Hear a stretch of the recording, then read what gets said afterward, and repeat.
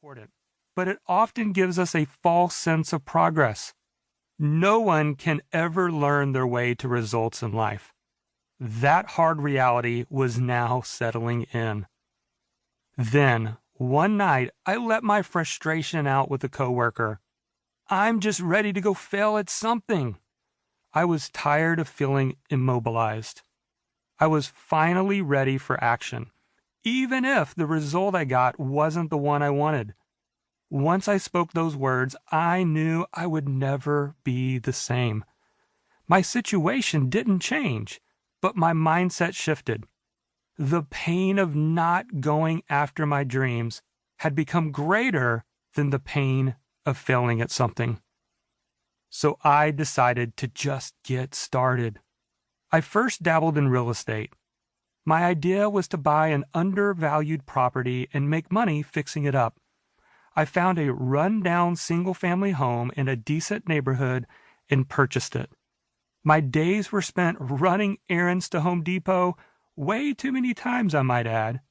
My nights were spent clocking in at the call center so I could still pay the bills.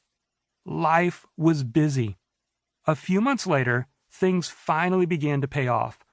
I walked away with $12,000 in my pocket after a successful real estate sale. While I should have been ecstatic about my results, the biggest lesson I learned was that real estate was not my thing. I just didn't enjoy the construction and remodeling process. I took the money I had earned from the property and used the funds to join a business startup. Since the company was practically brand new, they couldn't offer me a salary. I would have to work on 100% commission instead. The money we earned from the real estate sale would serve as my family's paycheck until I earned my first commission. The business was an executive search firm for accounting professionals.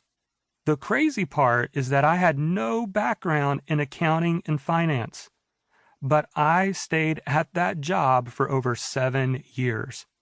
I learned the ins and outs of career transition of accounting professionals.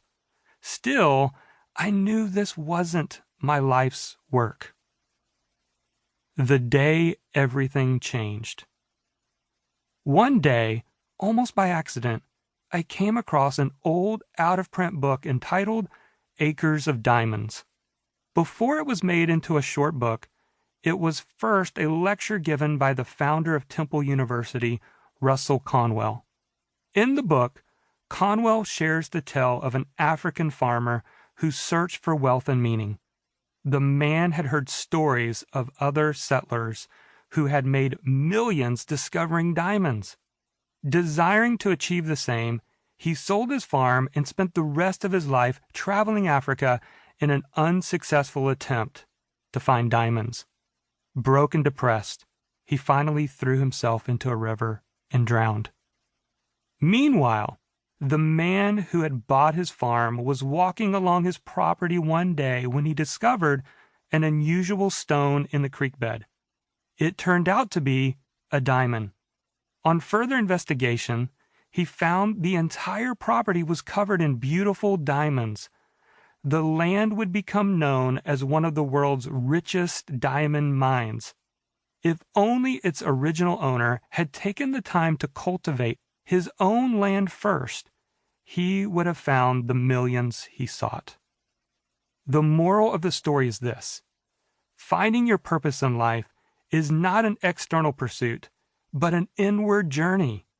You don't find your purpose in life, you uncover it, like a diamond in a mine. As Swiss psychologist Carl Jung advised, your vision will become clear only when you look into your heart.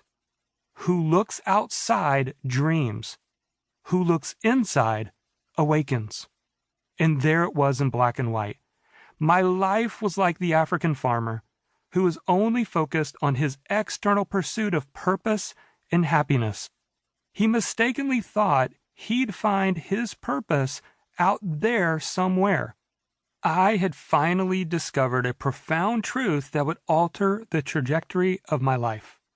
The truth I found was this: my purpose was right under my nose all along. My purpose